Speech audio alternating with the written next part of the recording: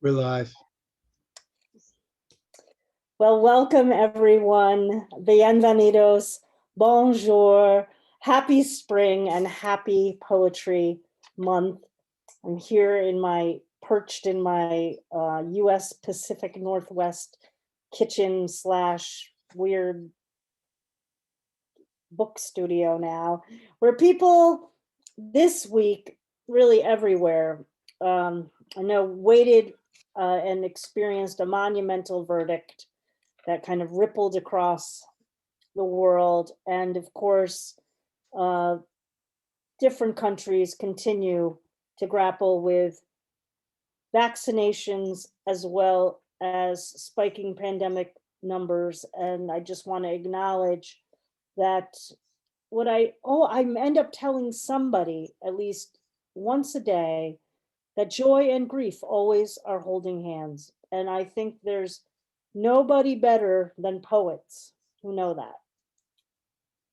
Well, I hope you and yours are all well from wherever you are joining us today as we gather for Cultivating Voices live poetry.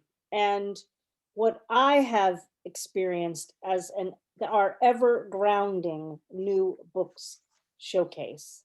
I'm your host, Sandy Yannone. I'm the author of Boats for Women from Salmon Poetry. I am joining you today on the land of the unceded territories of the Squaxin Island and the Nisqually peoples, with a welcome to all of you joining us live in our Zoom poetry studio and those watching live on Facebook as well as YouTube. The chats are live, so please send the love. Someone in our live Zoom poetry studio will be receiving this week's gratitude gift, courtesy of yours truly. Well, before I introduce our guest poets today, a little bit about Cultivating Voices live poetry. Cultivating Voices live poetry held our first reading on May 29th, 2020. It does feel like a very long time ago. In response to all the shutdowns of in-person venues everywhere, and has developed into an international, intersectional, intergenerational reading series and poetry community. We are ever so close to having 2,600 members worldwide. We alternate weekly readings between our, as I said, ever popular new book showcase, our Poets Focus, of readings with a theme and a live open mic, and occasional special events like Tuesday's tribute to Evan Boland, and I'll mention that at the end of the program. Well, now to today's program. We have four wonderful poets: Patricia Clark, Lesléa Newman, Seymour Mayne, and Elaine Nadal. And I have to say, ever since I read the title to Patricia Clark's new book, I was intrigued, and I wanted to have her read on Cultivating Voices live poetry. I just was drawn to it. I was like a moth to the light. So the day has finally arrived. And here's the more formal biography. Patricia Clark is the author of 6 volumes of poetry, including The Canopy and before that Sunday Rising.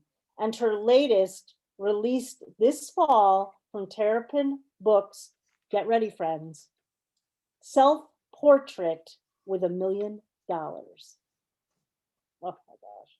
She has also published 3 chapbooks: Deadlifts from New Michigan Press, Wreath for the Red Admiral, and Given the Trees. Her work has been featured on Poetry Daily and Verse Daily, and has appeared in The Atlantic, Gettysburg Review, Poetry, Slate, and Stand. She was a scholar at the Breadloaf Writers Conference and has completed residencies at the MacDowell Colony, the Virginia Center for the Creative Arts, the Tyrone Guthrie Center in County Monaghan, Ireland, and the Ragdale Colony. Awards for her work include a Creative Arts Grant in Michigan, the Mississippi Review Prize, the Gwendolyn Brooks Prize, and co-winner of the Lucille Medwick Prize from the Poetry Society of America. From 2005 to 2007, she was honored to serve as the Poet Laureate of Grand Rapids, Michigan.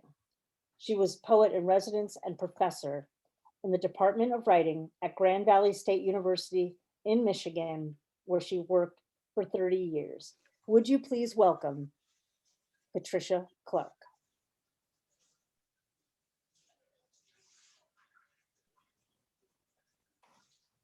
Thank you, Sandy. That's really nice. And congratulations on almost being 1 year of the series. I mean, that's really impressive. I wonder who you're going to have on that date. I guess stay tuned for. And thank you to my fellow poets. It's going to be really fun to be together. And thanks to the audience. I see people out there and I see names. And thanks to Dawn for being the tech person to rein us in or cut us off or whatever. So thank you, Sandy, about the title of the book. And I was going to show it here because I found someone who did an interesting painting. And I thought I would open with that poem, Self-Portrait with $1 Million. You'll see that my roots actually are out there in the Pacific Northwest. And my heart remains there in many, many ways. So I'm just fooling with my screen here. I don't know why I did that because I don't know where I am now. Okay, gallery view. So this is Self-Portrait with $1 Million. Near a painted boulder with names of teams, high schools, sits the exit we take now to the graves. Near the hill, Scotch broom gold, that roaming place, the sometimes swamp, where I see myself with my small brothers, 3 of us holding hands. Near the heart of it all, the family whole, before anyone was sundered, though Anne was about to leave us. I glimpse her outside, leaning over to kiss a boy in a red car. It was so long ago, there weren't zip codes or cell phones or the internet. And the World's Fair was in Seattle, our grandmother flying in elegant hat and white gloves from Boston. Muscle memory holds so much, landscape memory too. That overpass, exit, boulder, hill, with a convoy motoring west, how for months I begged Father to take us to see it. $1 million in silver dollars coming out of the east, a police escort guiding it to the fair. Near the railing next to Father, I stood watching while a semi blew past, dirt kicking up, pollen, road dust, freeway still being built, a motor parade gone in an eye blink. I hadn't understood I'd never see a single silver gleaming coin. And really, I-5 was under construction, so I am an ancient person. Next, I'd like to read the poem that actually precedes the 4 sections in the book. And it's called Coaster. And I mean, it was literally like a coaster that you put your cup of coffee on. Then somehow it took on some other significance, as you'll see, I think. And I guess I'm one who believes that as a child, you look up and you imprint on a particular landscape. And I imprinted on salt water and fir trees, and I'm always there. This is called Coaster. If a gift could mark a time, if a square of some ceramic substance backed with cork could be the emblem of a turn, then this nails it. 4 inches by 4, a creamy tan, and stamped on its face the Puget Sound map and all the cities of my heart. Sailing chart shown with depths as though useful for navigation. Land painted orange, water shown in white with inlets in blue. If it doesn't go far enough north or most especially west to Port Angeles, La Push, still it makes explicit what is lost, sore. Sibling chart too of who lives where, Olympia, Lacey, Tacoma, everyone else to the north, and two exiles, Chris and me, to rest a coffee cup upon, to steady a hand. Flying in this time, seeing the Rockies, brown, and then the Cascade Mountains, angular, sharp, with valleys filled up with tumbled fog, thick as though it were soup. Ladle this, I tried to say, each time overcome by something large the mountains seemed to pull out of me, knowing it was there, fearing my eyes would fill right then in the aisle seat of row 32. Escarpment arete, it's where you must stand to look out and down. The most dangerous foothold of all. The past in front of you, like a map, no map. The slope, precipitous, basalt, pumice lupilli, glass. And then a shorter little one, maybe no poem is really little, are they? Just a kind of butterfly poem. It's called Ragged. Warm wooden leg of a table, August sun, and the red admiral staying there, flexing its wings, yellow pear tomatoes turning gold, hour by hour, and the woods still green, but somehow more somber each day, though I try staying just here in this moment, breathing, watching, living. What part of us wants to measure or compare? This year against last, this year's tomato yield over last. I lean back in the red chair, soaking up heat. I touch the dog's black silky ear. We are specks in this speck of time. Tonight, the Perseids. We whirl together just for now. This dance, this stardust, light on a wing. Poets are pretty funny people, I think. And who can say where poems come from? For me, forget the big ideas. It's something small, something that nobody else would think, oh, write a poem. So I heard this word, a bird called a dickcissel. I thought, what kind of a word is that? And then I had a chance to see one, and I had to use it in a poem. And I should say, too, the location, this is a big birding site in West Michigan, and it's the wastewater treatment plant, and it's very stinky, very stinky. So this is called In Praise of the Dickcissel. Oh, small meadowlark, oh, bunting, bird with gold on your crown and breast, a black V, some chestnut on your wings. You love meadows and savannas, red-tipped grass. You perch there, swaying in sunny grassland near the wastewater treatment plant, the shit, the clogged plastic from pipes, drains, toilets, and the raw stink that's on the wind. The smell catches in our hair, clothes, fills the car that is our blind to approach you. Oh, bird, you own these nearby fields and dusty road where we saw too an upland sandpiper. You endure it, and we'll do the same. Imperfect, stinking world, grassland, and the marginal place where beauty dwells. The strawberry moon has come and gone. At home, our garden with basil, fennel, parsley, chives, grows leggy. Not yet the harvest, not yet time for birds to fly away. Oh, stay, dickcissel, singing where you sway, till your throat burns. After you've flown, what will we do? Who or what will console us?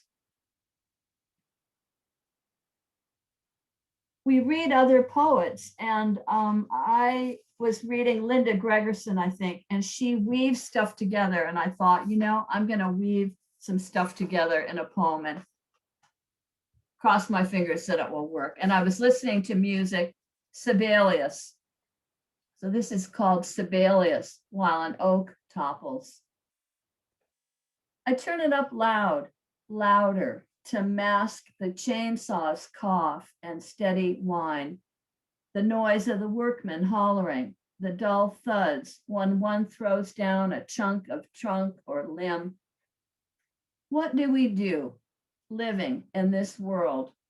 My neighbor who fears the oak will fall, crush his boy where he lies sleeping. I didn't make the world of chain link fence, bark collar, leash, bite of the chainsaw, the woman on the news who crept out on ice to rescue her dog, then fell through, scrabbling for a way out. I too wanted silence. Look at me using a melodic impromptu to hide horror, kick and bite of the saw, the dog's jerk to get away from the jolt of what they call the correction. And yes, I think she called for help, woman who had laughed at work with kids on the blacktop playground. They talked to one boy on the news. I am not as immune from pain as I try to pretend. My chest felt sore, and I touched Josie's fur, looking in her eyes, seeing another creature trying to breathe, to play with the ball, or lie in peace on the rug when the sun streaks in, promising to last. The workmen will grind the stump when they finish, and the boy sleeps on. The woman's dog scrambled off the ice safely and ran home. That's how her family knew to go looking. They sail another chunk down using a pulley, thud, ground trembles, goes still. They found her body there, shards broken around the hole. The children said she played with them every day at recess. Even now, Josie's learning not to bark, just one soft one to sound an alarm. Then she stops. I'm pretty fond of putting nature in my poems, but I don't know everything. I don't know a lot, so I look at field guides, and they're written by poets. Some of them, they're really, really good, and they've got really cool info. And this tree, I never knew anything about it. It's called a bald cypress, and it happens to be a deciduous evergreen. Don't ask me how. And I think they actually called it that it had wood that was so long lasting, they call it wood eternal. So I had to steal that for my title, Wood Eternal. When I stood looking out on dormant trees devoid of green, when I saw decomposing leaves turning to bits, the worn path left by hooves of white-tailed deer, when I heard they would bulldoze weeds and bushes where migrating monarch butterflies rest, all to build a wall to keep people out, when the sale of public land to oil barons, to drillers was approved and signed, then my heart grew sore, my breath weak, and I took myself soon to the river, called the dog to me, and we stepped out together. We heard the belted kingfisher rattle its warning and fly ahead of us along the bank. We crossed a bridge where muskrats gamble in water like children and feed on freshwater clams. And we stopped at the bald cypress, now shedding, but strong and stout, with a trunk made of wood eternal, growing there undisturbed by moving water, day after living day. And just two more. I think I'm good. I hope I'm good. Try not to be completely a downer. So I'm looking for, there's always hope, isn't there? And everything that, well, there's hope, especially this week. Sandy's right, that verdict. This is called When I Stepped Out, and the title reads into the first line. When I stepped out, a female Baltimore Oriole flew past, going the other way, toward suet and house, rowing at quite a clip, and my thoughts streamed the other way, toward freedom, water, green. What do we know of others we live among? When the barred owl stared back from a branch through cold, dark eyes, I wondered what it thought. Was it a simple calculation of prey, not prey? Or was I sized up as definitely other, one of the box dwellers who turn on the lights at dusk? Not to mention the garter snake our dog faced off with out back at the woodpile, or the turtle at the Grand River burying her eggs in sand. Who are we all? And more urgently, why? My niece mentioned she took medication. First I'd heard, and hundreds of unshared facts about ourselves lined up as numerous as books on my shelves or spices arranged on racks. Migratory, the orioles arrive each spring, announced by tendrils of song that wake us in our beds. A box dweller, I'll take the name, with a predilection to roost among oaks and sing. And the last poem is a form called a ghazal, Ghazal. You probably know it. And it's kind of fun. It's couplets. And then in the end of the poem, you try to put your own name in. So I had some fun. It's called Donut Ghazal. How easily our happiness bloomed. Donuts, the word father said. She's gone. Let's make donuts. She was off giving birth, May 65, to redheaded Michael. Father assembled the ingredients for deep frying donuts. As the army trained him, he cleaned the kitchen first. He had the cookbook open, beignets, crullers, donuts, 2 eggs, sugar, and a sparkling mound, 1 cup of milk. He had a secret touch for making donuts. How little we knew of supper, night after night, meal plan, vitamins, casserole. Our taste was for donuts. Another time it was rock salt and ice, making peach ice cream. Happy to turn the crank. Fun, like deep frying donuts. Oh, when she returned, it was asparagus, lima beans, peas. Patricia wanted another kid. Let father make donuts. Thank you.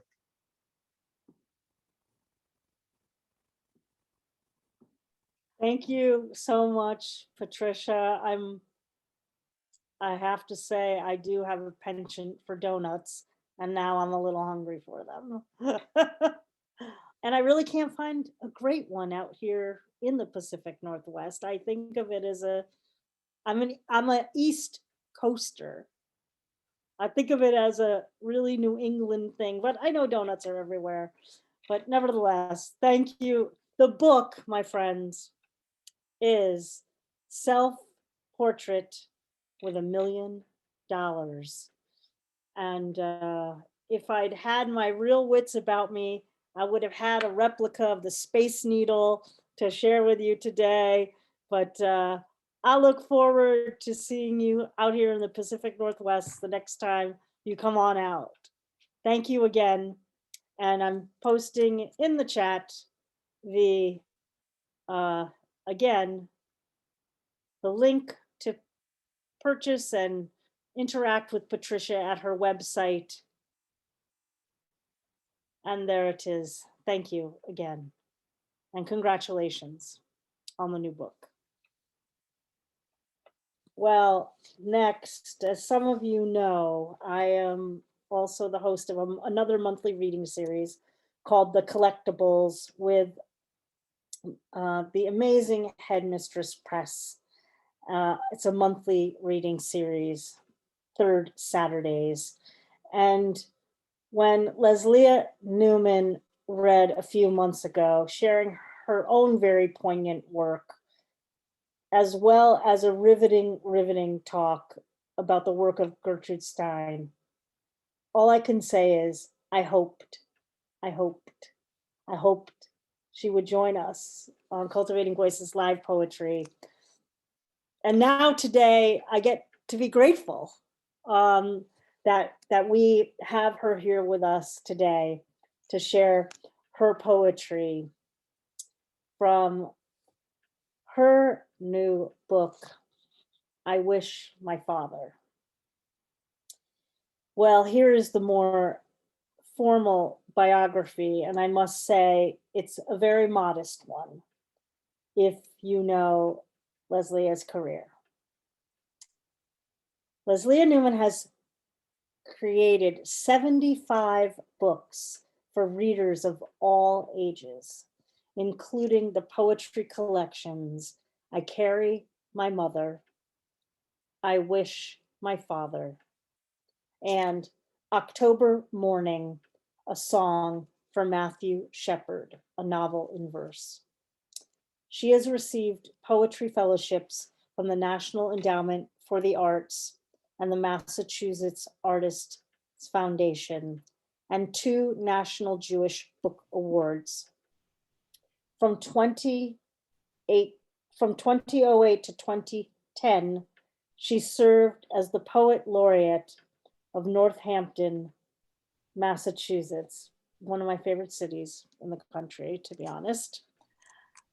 It is an honor, a joy, a privilege to welcome Cultivating Voices Live Poetry, Lesléa Newman.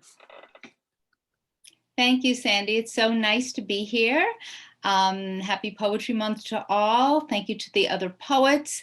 Thank you to the Headmistress Press mistresses, Mary Miriam and Risa Denenberg, who are here and are my fantastic publishers. I'm so grateful to them. And to the audience, of course. Without you, we're nothing. So you can see behind me, I have both my memoirs and a photo of my parents.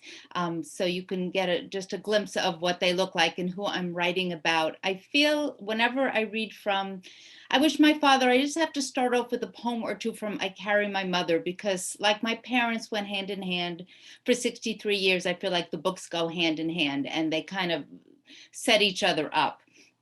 So I'm just going to read a few short poems from I Carry My Mother. My mom, I was the primary caretaker of both my parents at the end of their lives in turn, and my mother died first.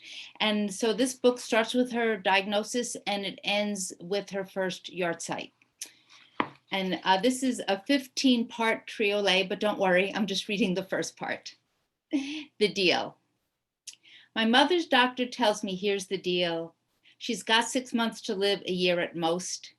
His words lodge in my gut, a heavy meal. My mother's doctor tells me, here's the deal.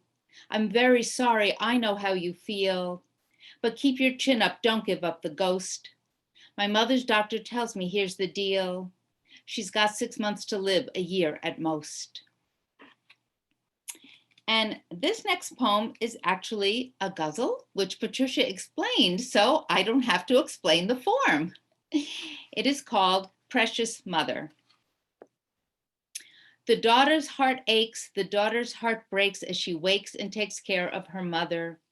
Heavy with dread, she creeps to the bed. Is she dead or is she my mother? Hands cold as stone, she feels all alone, sitting bone to bone with her mother. Eyes full of tears, mind full of fears, how to get through the years without mother. The months have been rough, and though she's been tough, enough is enough for a mother. This much is clear, the time's drawing near. Is there anything dear as a mother? Her face thin and frail, her life growing stale, her body a jail for the mother. Will her suffering cease? Will she ever know peace? Can she bear to release her own mother? Too frail to speak, so withered and weak, the future looks bleak for a mother. Though hope is long past, the daughter clings fast to what's left of the last of her mother. Moon rising high, the daughter must try to whisper goodbye to her mother. Star shining bright, her mother takes flight. Godspeed and good night, precious mother. And the last poem I'll read from this book, my dad appears throughout my mother's book, and my mother appears throughout my father's book. And so this poem is called How to Watch Your Father Watch Your Mother Die. Sit beside him on a folding chair beside your mother's bed. Place a box of tissues between you. See how he takes your mother's hand in both his own and strokes it like a small, wounded animal. Do not speak. Do not turn on the TV. Do not shatter the silence around you. Let time pass. Listen to your father sigh.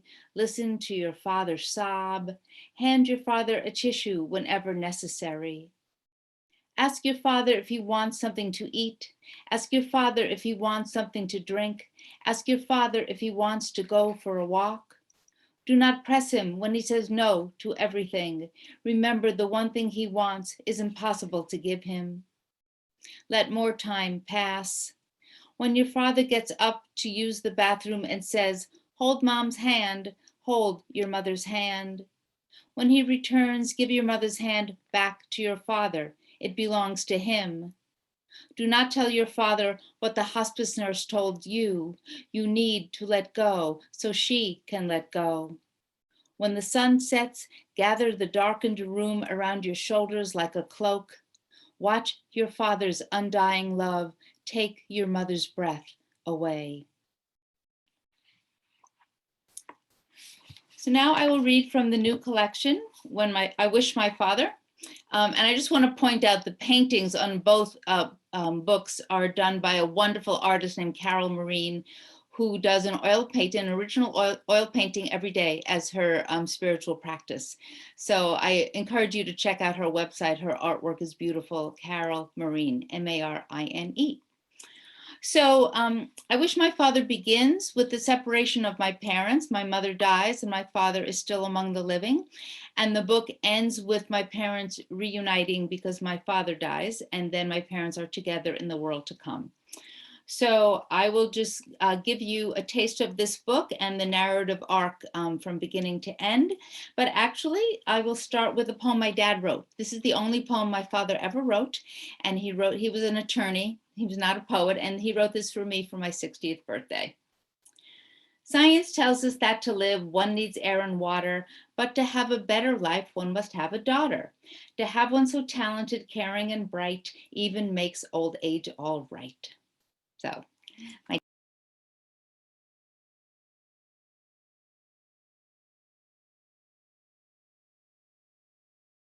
somehow I got muted. I don't know how that happened.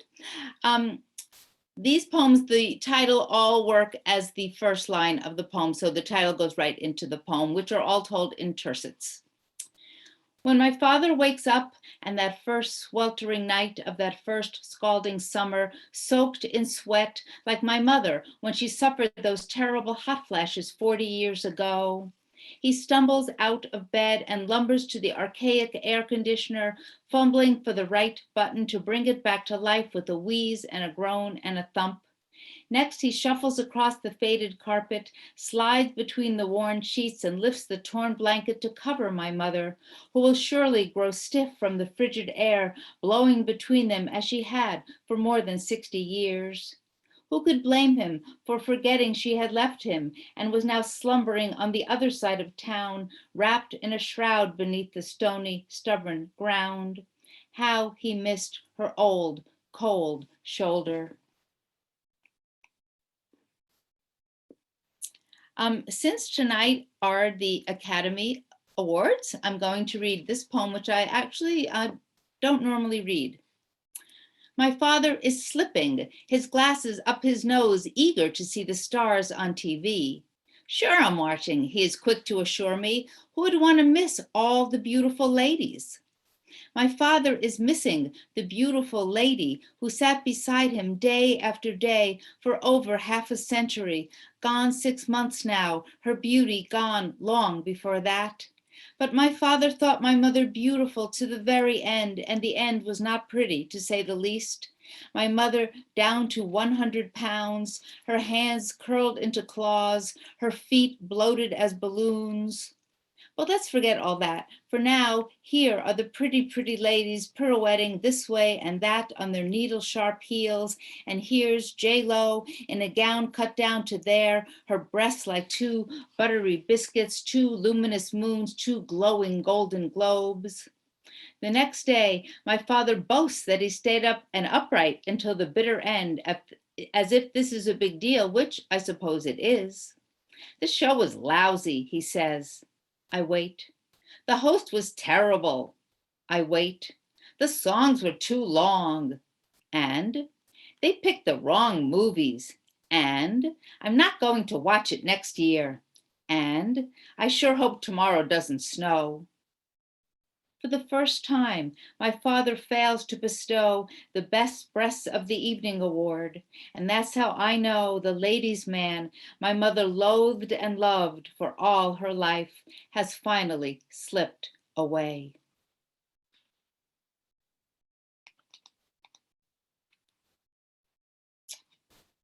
Heaven can rely on you, sings a chorus of strapping young men in sweet, deep voices that blend inside my father's head. Don't you hear them?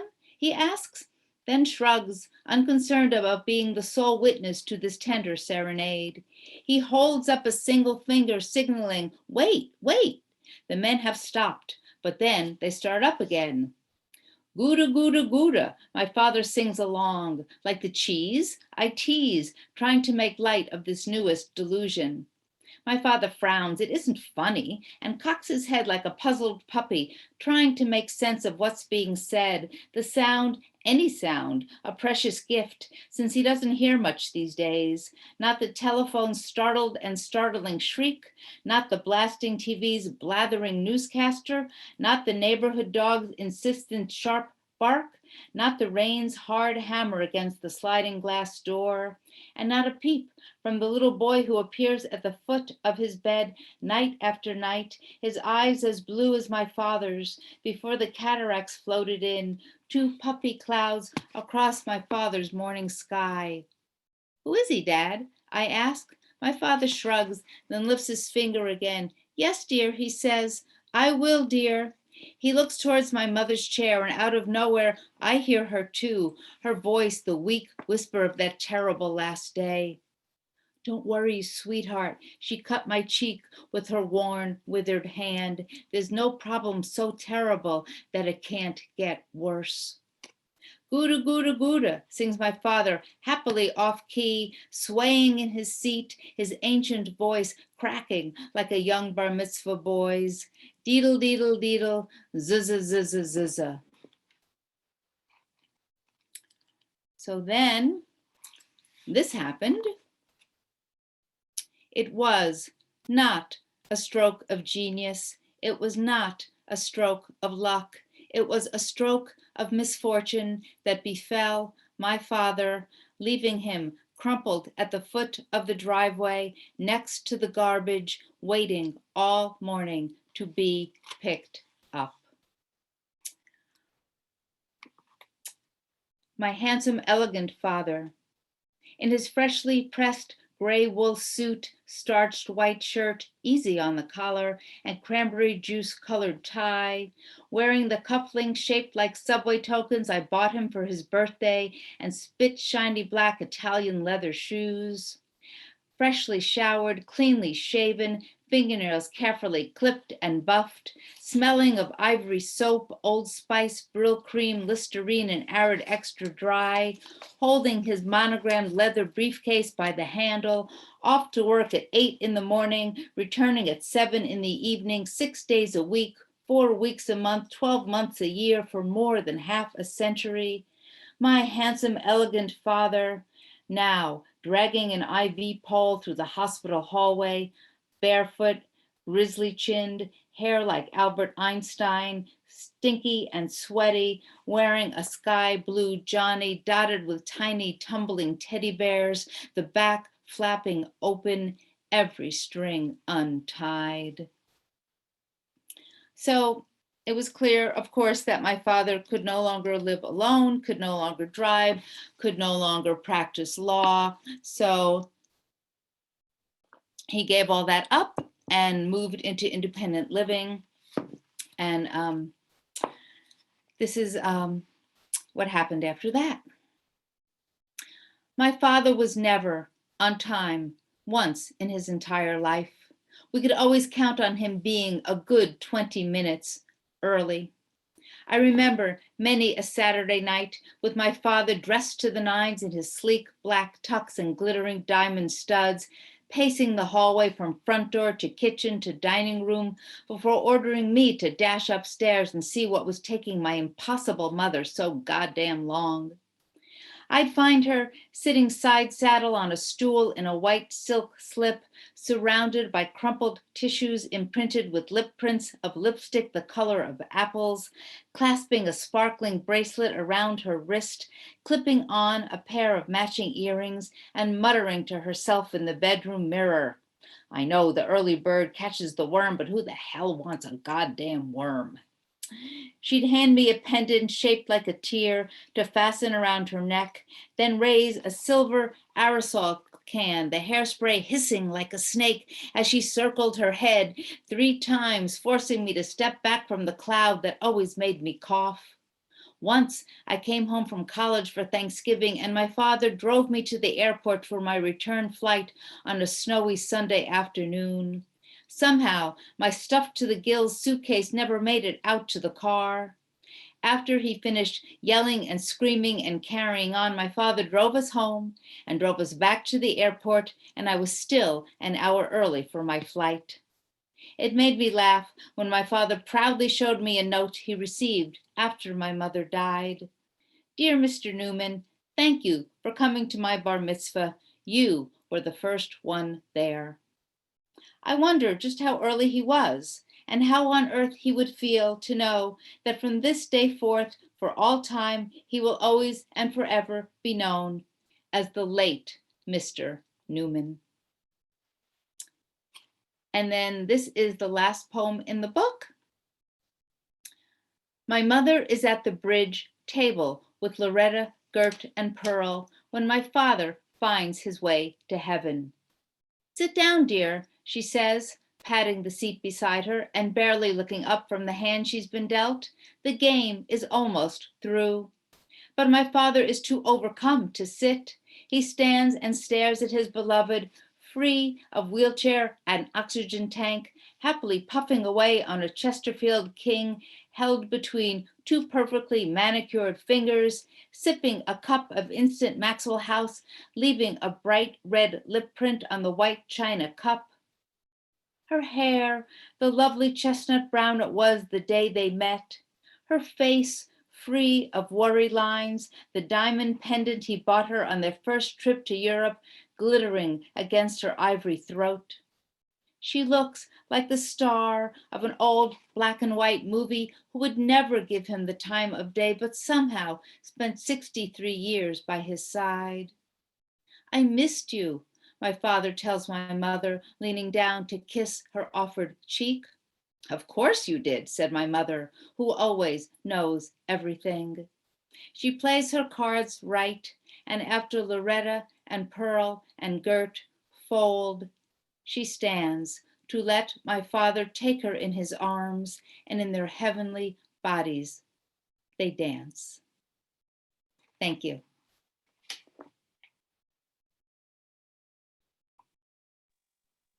Thank you so much. Look at all, you'll see all the comments. What a beautiful reading. What a really beautiful tribute to your parents, but also to your connection and you to your family, and really to history, the history of our families and how those things hold up. And I'll just say, personally, when I heard you read the first time on the collectibles a couple months ago, I was actually with my parents and I was moving them out of their house. So it was a really powerful reading because it just brought up so many things for me while I was with them. And now that I'm not with them, your reading brought up other things today. So thank you so much for your reading today. It was really such poignant, beautiful books, along with the many, many other books that you have contributed to our collective literature.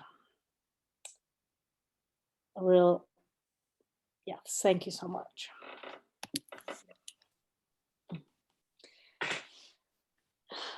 Just gonna take a breath, because that's what we do. Well, our next poet, I met at another reading series. It's interesting because I think each of the four poets today, I met and I reached out to invite. Initially reached out and invited them to join Cultivating Voices, rather than that they gravitated toward Cultivating Voices and joined, and then signed up to read. I was at the Parkland Poets reading out of Alberta, Canada, out of Calgary, and I heard Seymour Mayne read from his word sonnets, and I thought, what such interesting work, and encouraged Seymour to join us.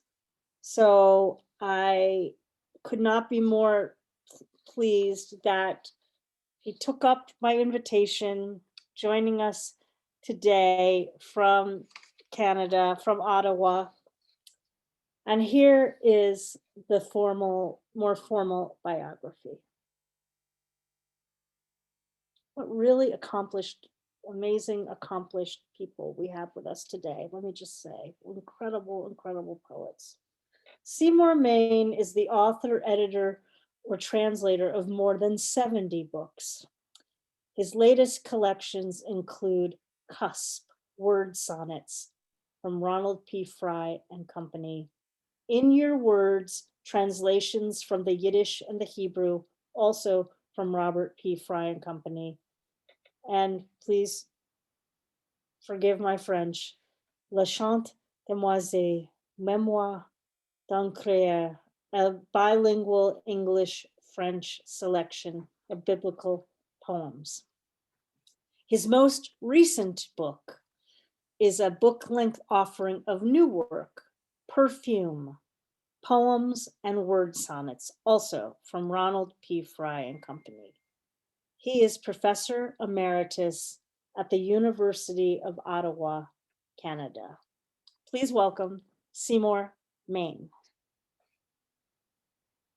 Thank you. Can everyone hear me? Thank you, Sandy, and thank you, Dawn, and thank you, Kim. You carry this all, because there's a lot of things that have to be done, not only inviting poets, but also making sure that the, how should I put it, all the transmission points and wires and everything else are aligned. And I'm absolutely in awe of people who can do these things, because even though I've worked on the computer now for about 33 years, I still find that as the IT develops, it gets more and more complicated and even harder to figure out. And so I'm always happy to live in my little narrow word processing world, but I can't live there anymore. The word sonnet is an interesting form. It's actually a variation of the famous sonnet that started in Italy and was exported from Italy throughout Europe, especially to France and of course to England. And it really is a very short poem because it's 14 lines long, but it only has one word set for each verse.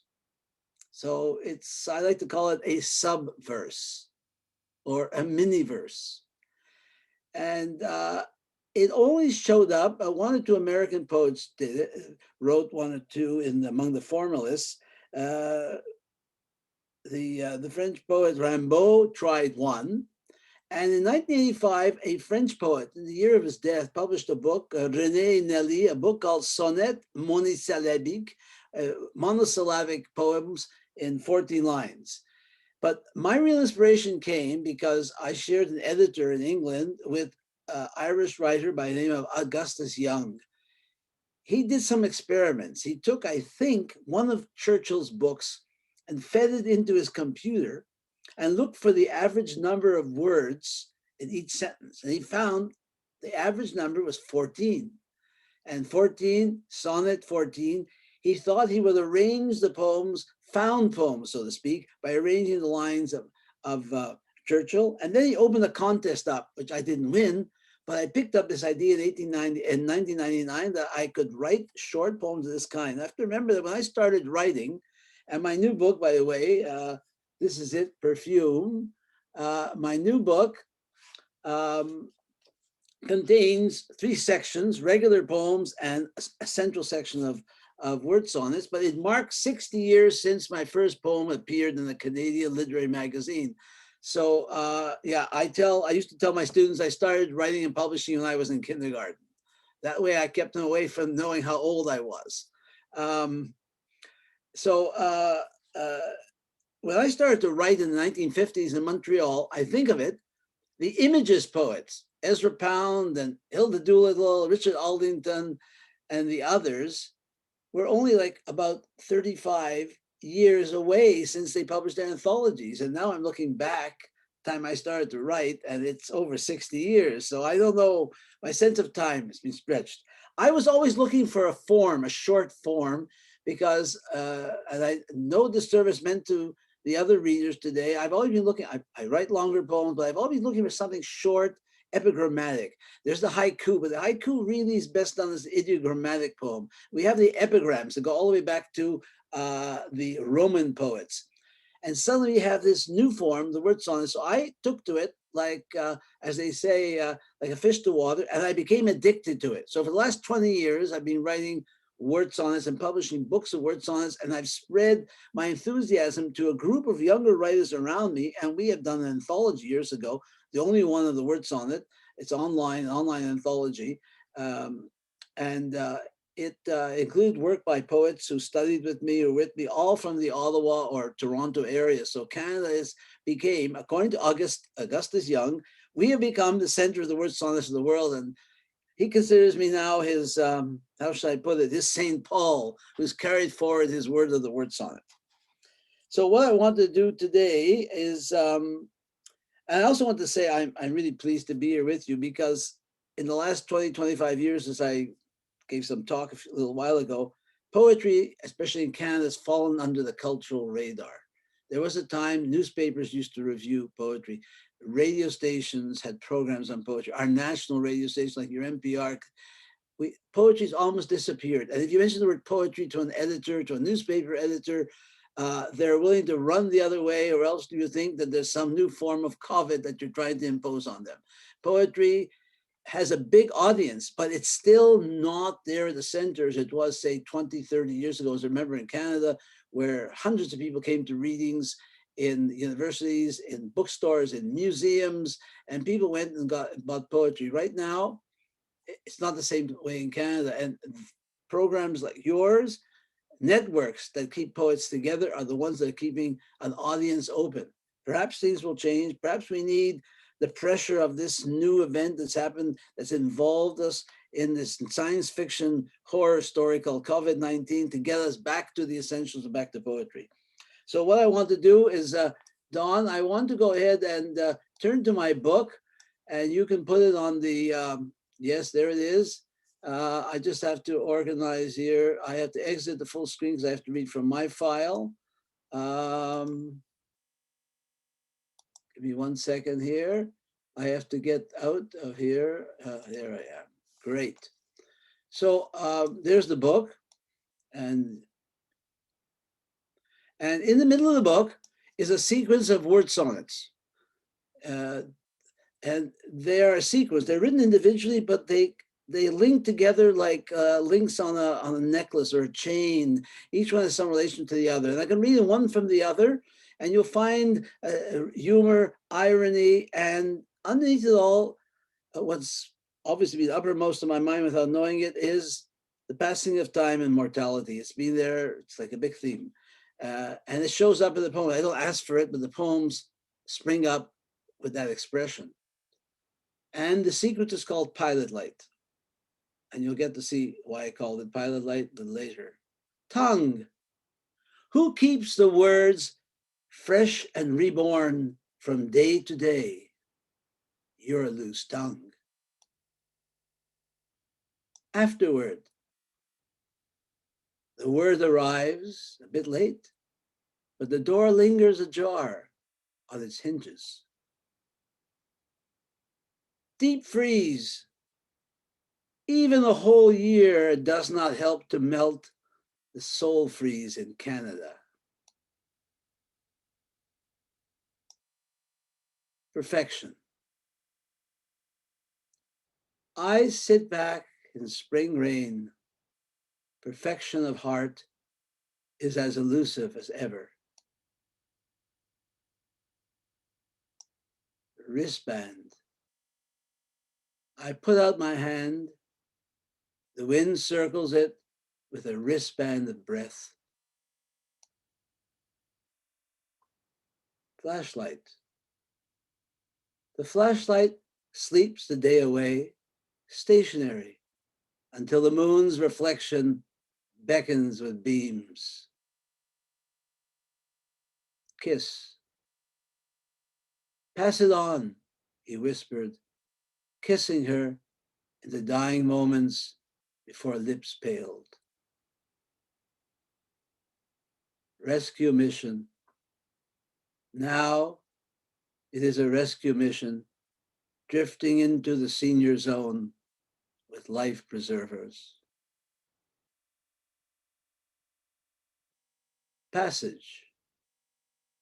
If we could trace every molecule's journey, imagine the maps and immortalities of passage. Tilting.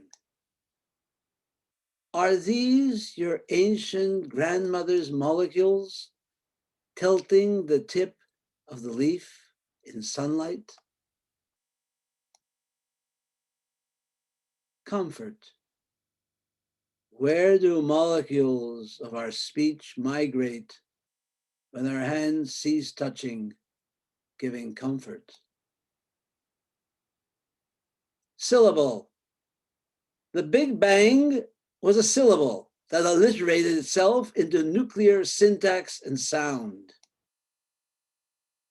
No one told us really what to expect, not teachers, nor leaders, nor grandmother. Endgame. Grandmother kept it all to herself, even while sifting the buckwheat flour for hotcakes. Look down from Mr. Mort. He's on the street. It's pointless to bar the doors. Stay put for now. Winter squirrely. When in doubt, stay in. The fox may be about, so save your skin. Fractured. What ancient shellfish fractured its shield so its pulsing fear rises through our veins? Sweet servant. The hard-working bee is God's little servant, making sweetness to unsour the world. Pilot light. We always knew there was ample gas for the stove and steadfast pilot light. Anchor. The sound a book makes when it tumbles over, the anchor of a voice. I didn't introduce the people to whom I dedicated the poems. I have a circles of friends, and the friend, when the poem fits the mood or a conversation or dialogue with a friend, I like to dedicate a poem to a friend. And maybe I have an some kind of ulterior purpose, because once I've dedicated the poem to them, they have to go out and buy a book.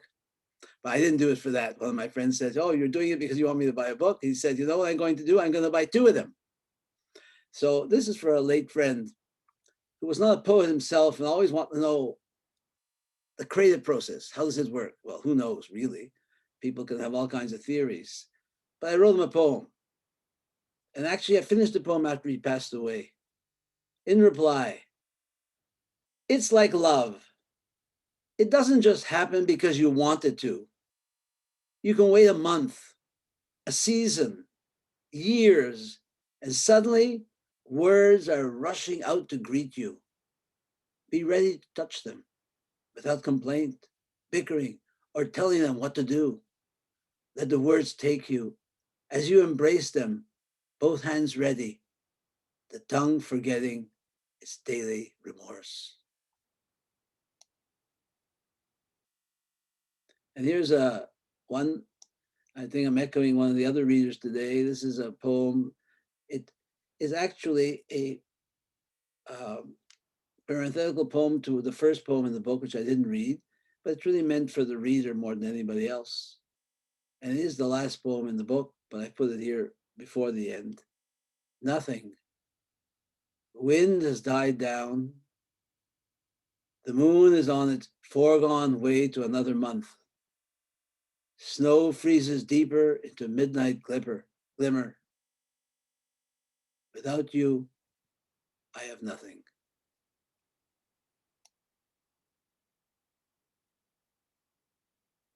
And now 2 poems written in Romania. A few years ago, not so long ago, I was there to help launch 2 books of mine translated to Romanian. I visited an old Jewish cemetery and saw the stones with pictures of the men and women who were killed in the pogrom of Iasi in the early 1940s.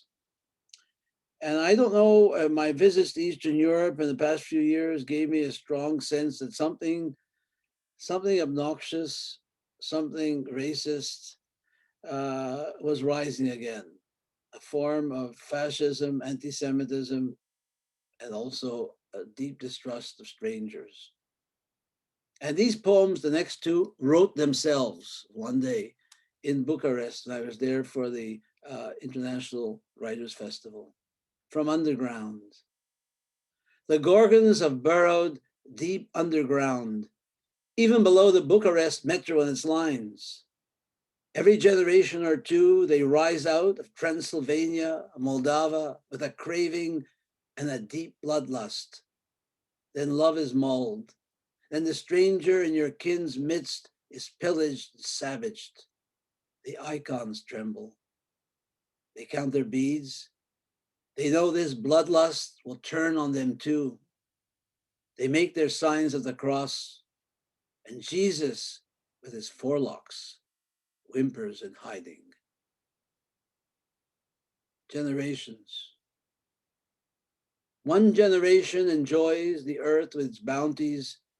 The next is full of ancient rage against the neighbors, against the soothing cross, against the quiet of fearful mortality. The destroyers wait their turn like perennials sleeping before blossom and bloom. This is May, the month of joy and desire.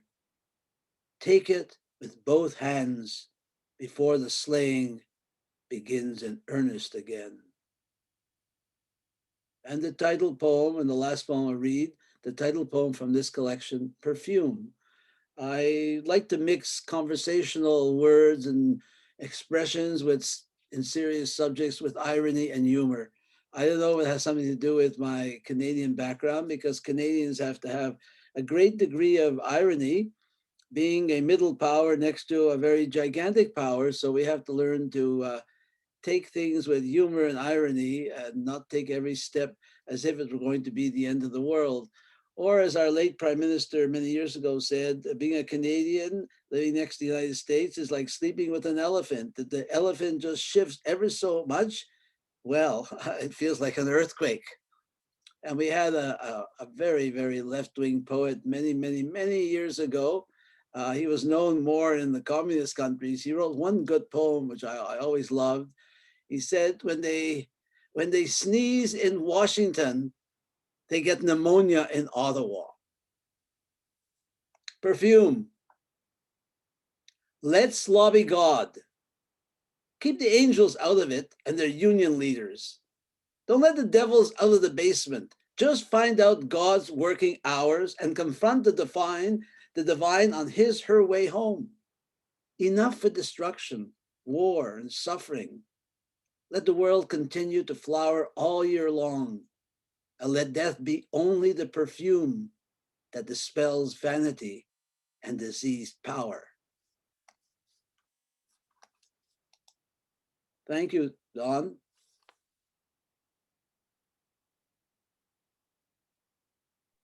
Thank you so much, Seymour Mayne. If you look at the chat, you'll see that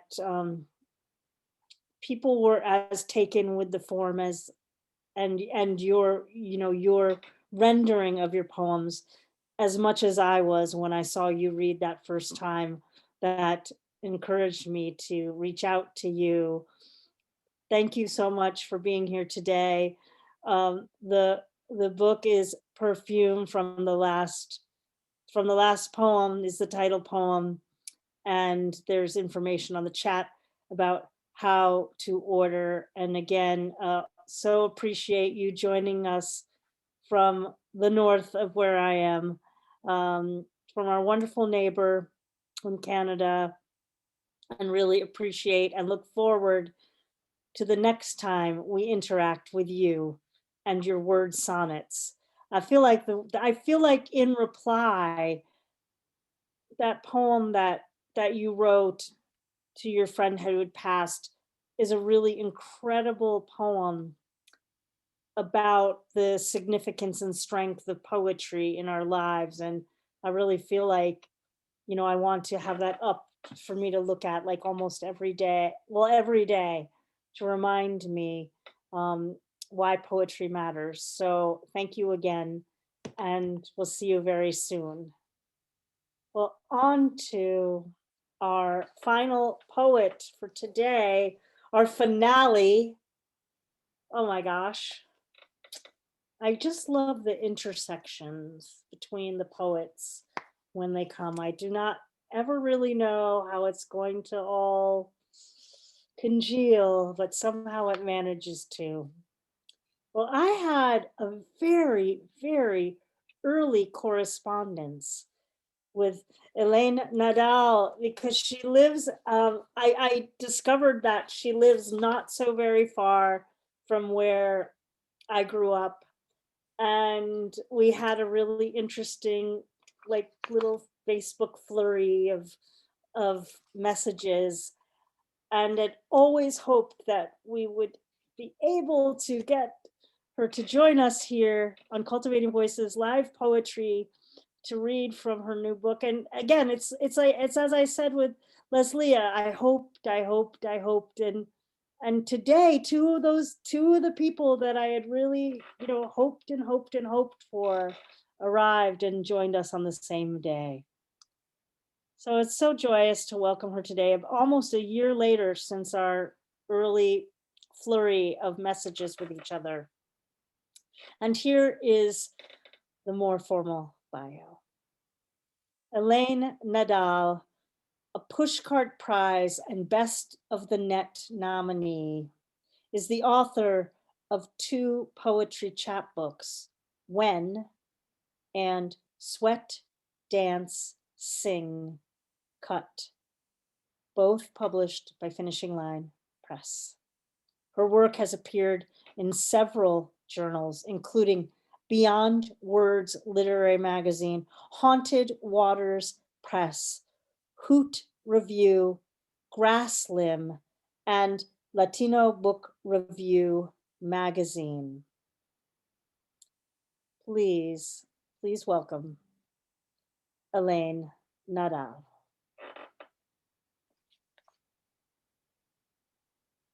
Hello, everyone. Thank you so much, Sandy, for the invitation. I'm so excited to be here. This is wonderful. I will begin with my poem, A Dream.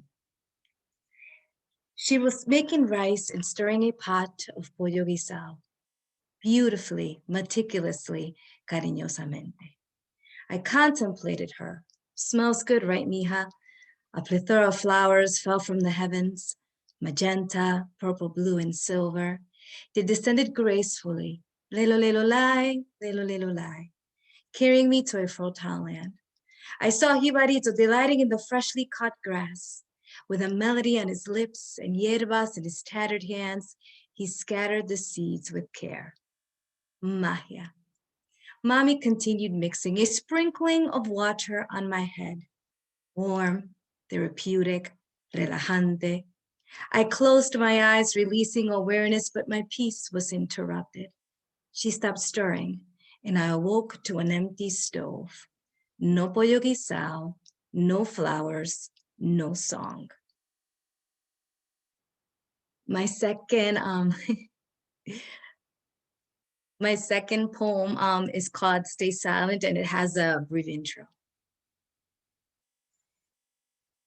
Ay, no digas nada, que se caiga la lengua, no digas nada, se te caerá la lengua, no digas nada. It takes 4 generations to break a curse. Mother told sister she won't have kids because she's bad seed. Poor sister lost 5. 4 miscarriages and 1 stillborn. Stay still spell, bred by her giver, who begat it from her maker, who got it from his creator. Push the jinx away. Sister prayed.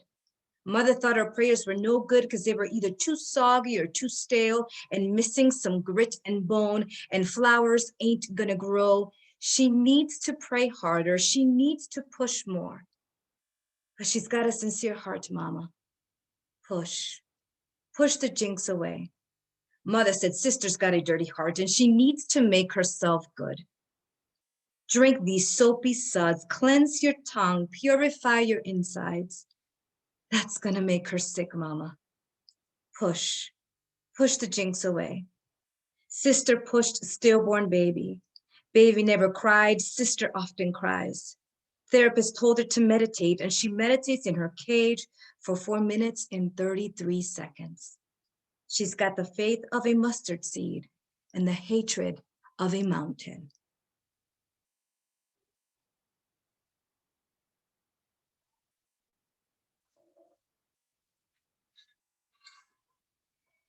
My next poem is called Frescavena y Morir Soñando. Frescavena y Morir Soñando are 2 beverages in the Hispanic community. So Frescavena is like made of oats. So it's literally like fresh oats. And the Morir Soñando means to die dreaming. So there are 2 beverages. I'm going to teach you about malice, he said, because people carry evil in their hearts, and pity only kills unexpectedly, like an infirmity you feed until it curtails your exuberance, and the possibility of renewal is as distant as a blood moon. My mother's bloody lip didn't bother. My sister's black eye gave me the acuity of an eagle. Love is woe. It comes in the shape of a belt buckle, a phone receiver, a spiked heel. Words fly in overcast skies. And I love you is a feather, a flower petal, or a clock in distress, falling back, sprinting forward. The questions are when and how. They taunt you in the shower, slice your wrist, whisper soon you shall see. A taciturn, shriveled spirit in oversized clothing, awaiting a new song to awaken it, but instead hears the tune once recorded in a little machine. A melody about ice cream and sprinkles, spaceships and galaxies, butterflies and daisies. Can the flower petals be put together? Can I catch the words, scramble and unscramble them, change the letters, the diction, the intonation? Can I convert them into sugar cubes, float on them to prevent me from drowning in a glass of water? Can I eradicate the phrases invaded by exclamation points? You are going to learn. This is so you won't ever forget. I didn't. Some things are ephemeral. Others remain caught in the edges and corners of a bathtub. I scraped the residue with my fingernails, tucked it under my doormat, and every so often I crawl to it because stepping on it with solely my feet isn't good enough.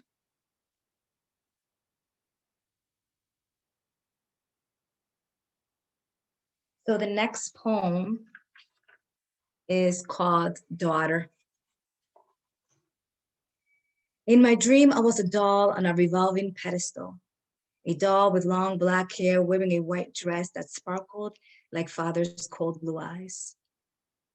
He taught us how to see the world, a space of suffering with few pockets of joy, with people who love you for a moment and then discard you after you fulfilled a purpose.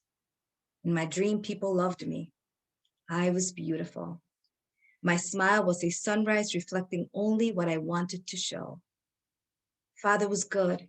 He worked overtime. Father was bad. He beat us with belt buckles and pulled our hair. Father was good. He beat us because he wanted to protect us. Mother told on us. Mother was bad. She knew it would get him angry, but she wanted him to love her. In my dream, no one saw me cry. Father hated crying. He said it shows weakness, so he got mad instead. Mother cried all the time. When father came late, when he called her ugly, when he hit her for looking at a man's chest on TV. It was all for our own good, father told us. His mama never beat him. His daddy never beat him. They gave him away. They let him go. Blue notes to wash the soil. Blue notes to gather the soil. Blue notes to part the sea. I'm looking for a lullaby that can help me fall asleep. A blue light, a blue dream. In my dream, I was lonely, as I am now, standing on a rotating pedestal, smiling before an audience, crying when my back was turned.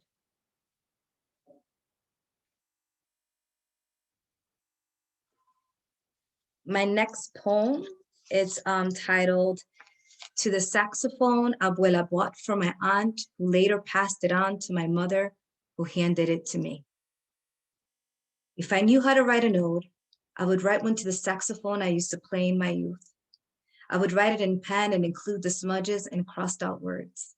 I would write it near a window at 5 o'clock in the morning, the same time Abuela would wake up to say her prayers. I would establish a pattern or rhythm and perhaps begin it with a statement identifying myself. Not a question like, do you remember me from high school? But something much more profound.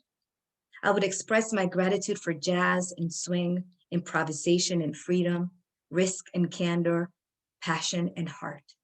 I would confess how its tone, color, and language have taken my breath away and illuminated my path. My beloved instrument is worthy of an ode, both flowery and rugged, and if I could, I would write one with conviction and remorse. I would offer an apology for my neglect. I wouldn't mention our disagreements or complain about its squeaking. I wouldn't try to explain that I let everything go because I was a little lazy and felt inadequate. My heart has been offbeat. There are so many feelings I wish to release. I wish I could explain that I wasn't disenchanted by its old age or the dent in its spell. I didn't want to change it. I didn't want to repair it, for the dent was evidence of struggle and hard work. And Abuela knew it would mark us forever. Ave Maria, if I could only write a ode, I would remind my esteemed saxophone how it was chosen, how Abuela saved money from her 3 jobs to give us music so we could create our own. I would propose a new beginning. I would end it with what I've learned. Sacrifice and perseverance bear much fruit, and deep-rooted love guides you to growth.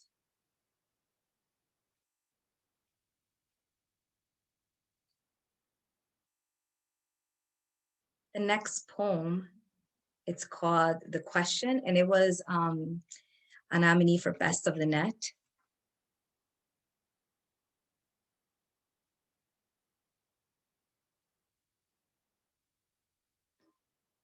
It's not just stories, the flying cat saving the baby elephant trapped in a well, or the cocoa dust easing pain when the funny bone is hit or their pinky toe stubbed. The tree branches give hugs, the leaves rustle a lullaby that cradles the fear of having no stardust, lightning bugs, or torn cocoons.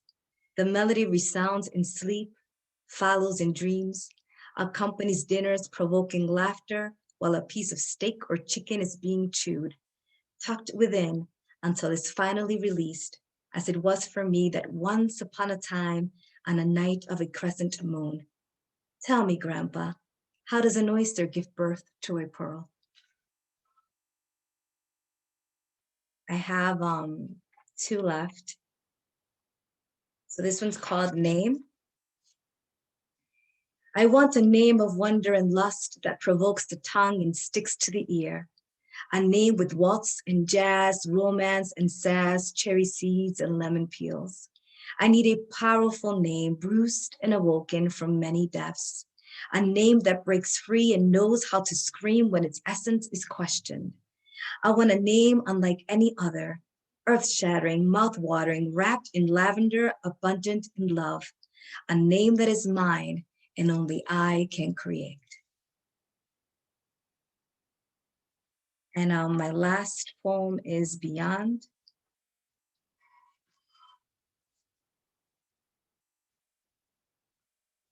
I found the answers when the sky was layered in pink, lavender, and celestial blue.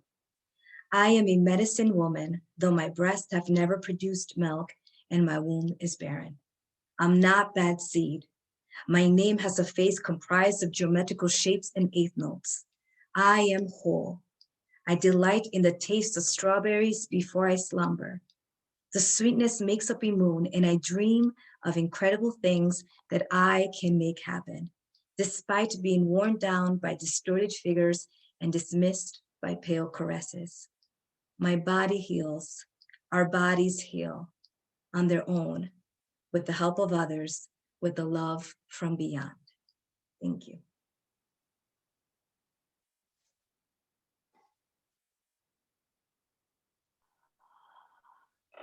Muchas gracias, con gratitude, Elaine. So beautiful. Thank you. Oh, thank you so much. And I hope that we can get together sometime in Connecticut in the future and share poetry in person with each other. That What would be a- wonderful. what a joy. And to all of our poets today, really this new book showcase today really illustrated kind of, the essence of what happens when different voices come together, and the all the facets of our humanity, and yet how if we were listening carefully, we could see how that thread ran through all 4 of the readings today. So thank you again to Patricia Clark, Lesléa Newman, Seymour Mayne, and Elaine Nadal. Just really exquisite reading today. Oh, I'm not surprised, and I'm always astounded. Every time, every Sunday. Well, I hope you will buy at least 1, if not 2, if not 3, if not 4, if not 75 books from today's poets, as we enter the final week of Poetry Month. But for me, every day is Poetry Day, honestly. But we step it up a little bit during Poetry Month.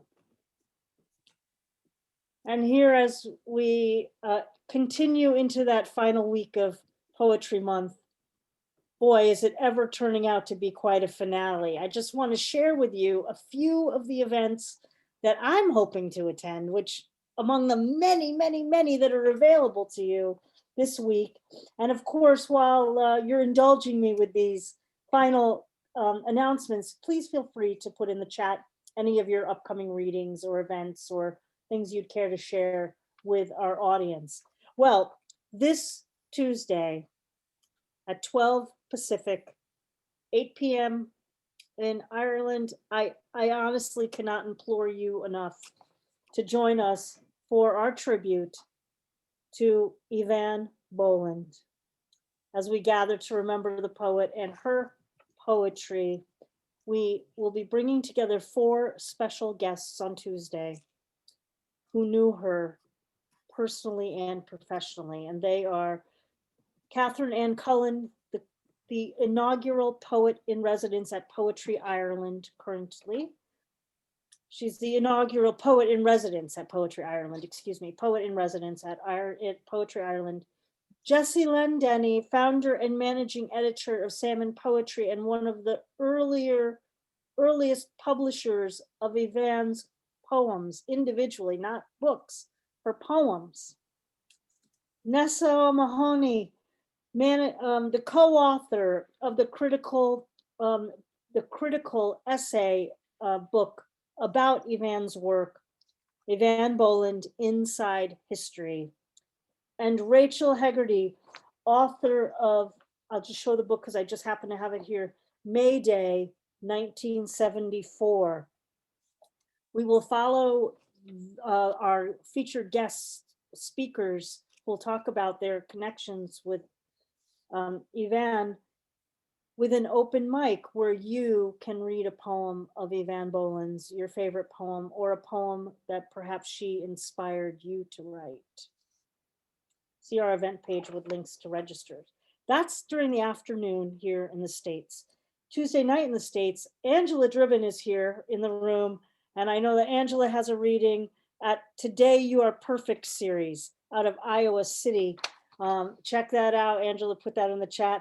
The Cactus Reading Series with your host, Jules Nyquist and John Roche out of Placitas, New Mexico.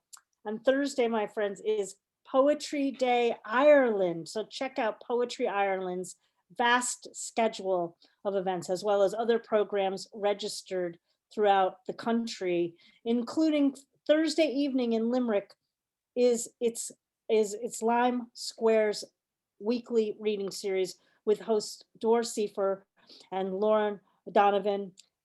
And Thursday evening, 7 p.m. Central Time, join Marcella Raymond, host of Vermilion Literacy Project's Lit Trash in Vermilion, South Dakota. It's her final program as host of that reading series because she's retiring shortly from her position at the University of South Dakota with the luckiest featured poet in the world for that reading, none other than yours truly. Friday, in the room with us here right now is Matt Mooney. Our beloved Matt Mooney is launching his new book, new collection, Steering by the Stars of the Revival Press. That's at and then that's during the day in the States, evening in Ireland, of course. And at 7 p.m., there's Matt. Hi, Matt. Hi, hi, Sandy. Join me with 2 of my Poets on the Coast sisters. Debbie Bacharach and Kelly Russell Agadan will be reading at Third Place Books in Seattle. And then we're back on Sunday. Oh my gosh, whew, that took a lot out of me. We're back with our first reading of May. Our poets focus on the theme of May Day with guest host Angela Driven, featuring poets Catherine O'Regan from Cork, Ireland, from the UK, poet and labor historian Tim Evans, and from just north of here in Western Washington, the wonderful Dana Patterson, who's been with us before on Cultivating Voices, and Rachel Hegarty will be joining us again, reading from her gripping collection, May Day, 1974, followed by a live open mic where you can read your poems on the prismatic theme of May Day. And I see Carolyn Wright in the room. I have a feeling you have some poems that can connect well with the theme. Well, looking ahead to May, please just bear with me. It's National Poetry Month. There's so much going on. But looking ahead to May, we have our new book showcase with, which is going to bring you the voices of Crystal Stone, Ray Johnston, Martina McGowan, who was just featured by the Academy of American Poets from her, featuring her new book, I Am the Rage. Pratibha Castle will be joining us from the UK. Risa Denenberg, who's with us today here, her new book, Posthuman. Kelly Russell Agadan. Diane Seuss, who's just had an incredible article in Poets and Writers, will be joining us. And Mancho Alvarado, the winner of the Saturnalia First Book Poetry Prize, chosen by Diane Seuss. I love that we were able to bring them together.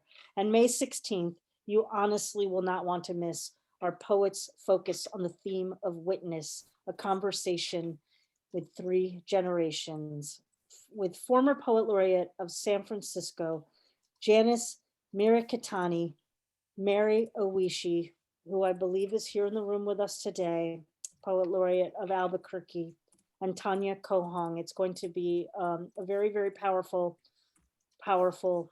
afternoon of poetry and conversation about their generational lives as women from different parameters of Asian identities. Well, as always, feel free to post your event, reading, or happenings on our Cultivating Voices live poetry group page. All of our readings are curated with poetry, love, and the love of poetry. Register for all our readings on our event pages. And thank you for joining us today as we head on out, as we send off Poetry Month. Thanks, as always, to Don Krieger and to Kim Parsons. There is just no way that Cultivating Voices live poetry could persist without their devotion to this endeavor. I send each one of you my truest blessings of peace and wellness from wherever you are joining us today in the world.